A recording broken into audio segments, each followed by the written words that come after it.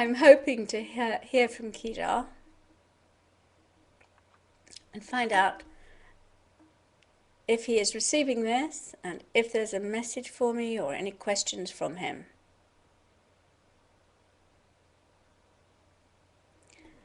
And if there isn't, oh, he says, what roles do the crop circles play? Okay, I answered this question in 2012 and beyond. The crop circles are set by the angels of communication, as I understand it, and they come through Mount Shasta, Machu Picchu in Peru, under the guidance of Commander Ashtar. And of course, they have been sent to start our awakening. A lot of them come in the West Country. Others are coming in different parts of the world, but a lot of them are coming into the West Country of England because that used to be a huge welcome portal and is wakening up again. And the messages are they're all symbols that waken up our consciousness and key us in to new questions, to new things, but they are different from the orbs, which are the light bodies of the angels and the spiritual hierarchy. The crop circles actually contain keys and symbols to open us up. Thank you. Are there any other questions? Are there lives on other planets, and do you have contact with them? Well, the answer, of course, is yes, there is life on the other planets. They are on a different frequency from us. They live in different dimensions. Many of them do not have bodies as we do. And can we contact them? Of course we can. I have orbs, which are beings from the Pleiades and Sirius and all sorts of different planets. In Ascension Through Orbs, I show a fascinating orb of beings from Orion who've been collected by Seraphim to take them home again. And when I saw it, I just thought, my goodness, that is extraordinary. You can see the beings within the orbs. So do I have contact with them? Oh, yes, I sometimes communicate with Commander Ashtar from the Intergalactic Command. Obviously, I communicate with the different archangels and other beings who are not necessarily from other planets, but many of them are very connected and come through from other planets. And I, in common with many, many other people, I do work at night, going to other planets in my sleep time. Also to connect with those beings who are teaching us about intergalactic communications. So Seraphina, who is a seraphim, has a portal above the stellar gateway, which is right up here. So she has a portal beyond that, and you can go there. It's in another dimension. You can go there and receive training to be an ambassador to other planets. And that's amazing. She also works with a universal angel called Butaliel, and they are helping to bring the cosmic currents into the right place so that Earth can make her full ascension. So are there any other questions?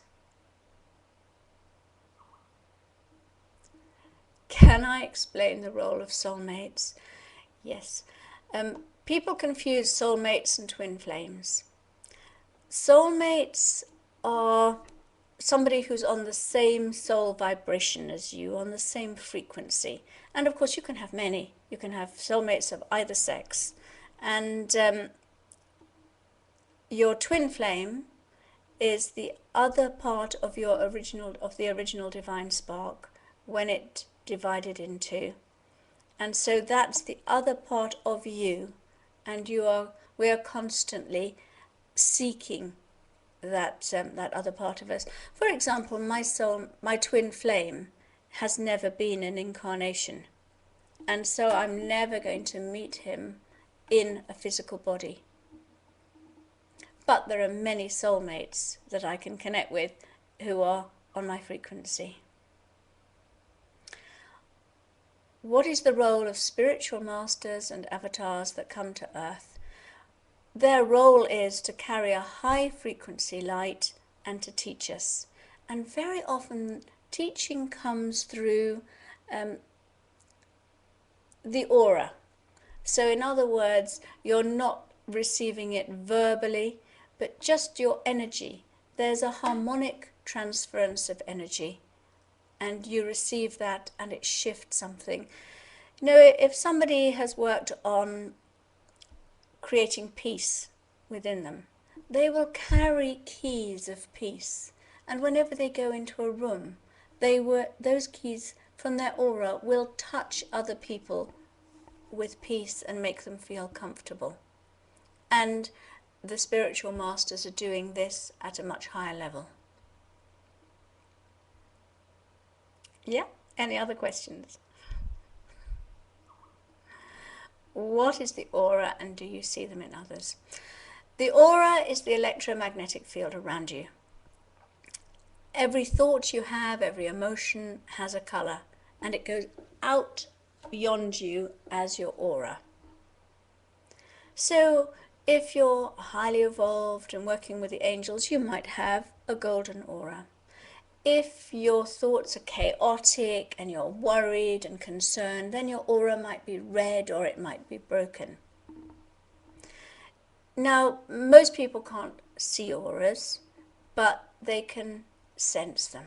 We all sense what's going on with other people, and we may say, I don't like their vibes. What we're doing is feeling their aura. Do I personally see them? Sometimes yes, mostly no. Sometimes they're just so obvious that you can hardly miss them. Yeah. Why are so many crop circles in Wiltshire?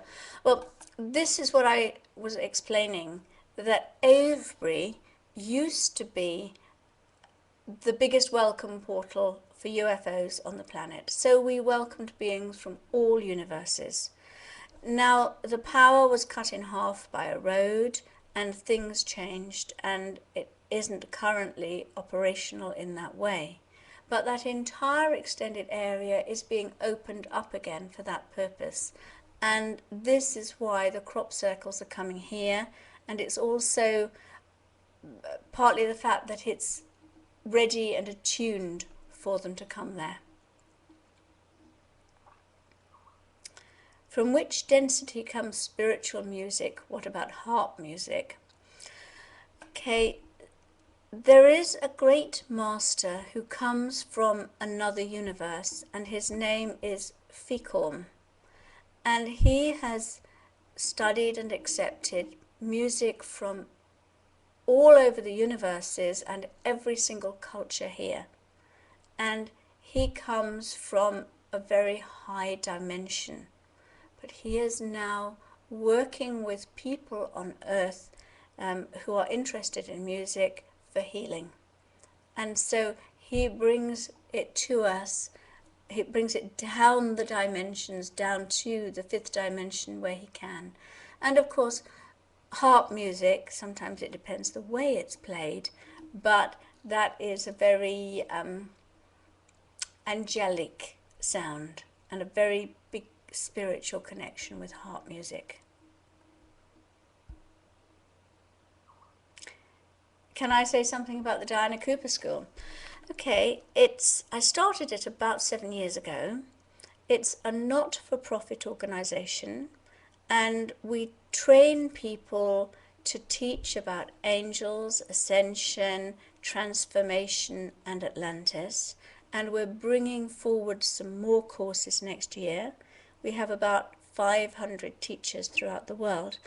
But it was quite fascinating because I started the school, I did all the teaching, and I really needed to do other things apart from just the school because it was very it took a lot of my time and energy. So I meditated on what was the highest thing to do. And what I then realized was that I needed to hand it over to the teachers. That's the fifth dimensional way. So I handed the school to the teachers, and they took it in the most amazing way, and they created from it something incredible. Now, of course, I'm intimately involved with it. I'm still the principal. I have overall say in the decisions, but we try to bring it forward from consensus and what's for the highest good. That's always what we think about. And that's the way we teach, and we're spreading light throughout the world, and it's been growing and growing. I don't take any profit from it. Nobody profits from the actual school, though of course people pay for the courses.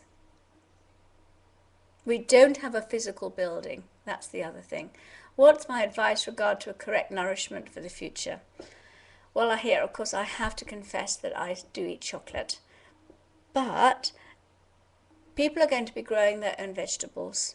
There's going to be a much more emphasis on people eating light vegetables and nuts. There will still be people who cannot be vegetarian, and they will eat some flesh, but it will be with the permission of the animal and working with the animal for their highest understanding too. Which sounds crazy. It's like when they used to take an animal, the Native American Indians, to eat, they would bless it and ask the animal to step forward. I think that a lot more people will be just eating vegetables and light food because the frequency will sustain that.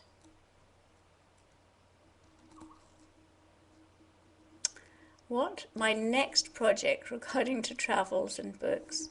Well, I've got a full program. I'm in Switzerland, I'm in America this year, Vienna. I've got some places in England to go to.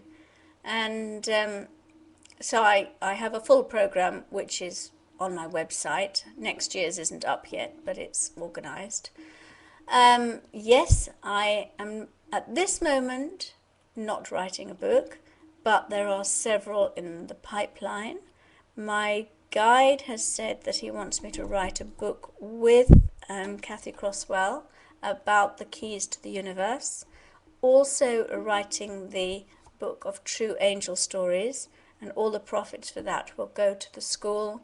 So if you have an angel story, please send it to stories@dianacooper.com, and then we can put it into the book.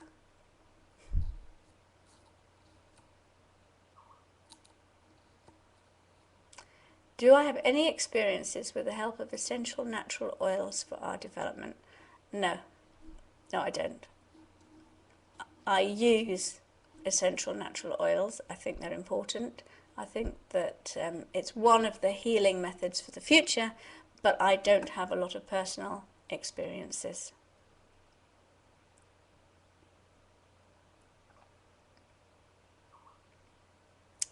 What's personal last advice for the viewers? Every day, take a little time for yourself and ask the angels to help you to do and say what is for the highest good at all times. And if you do that and you constantly bear that in mind, then your life will just transform and open up. And you will find huge happiness.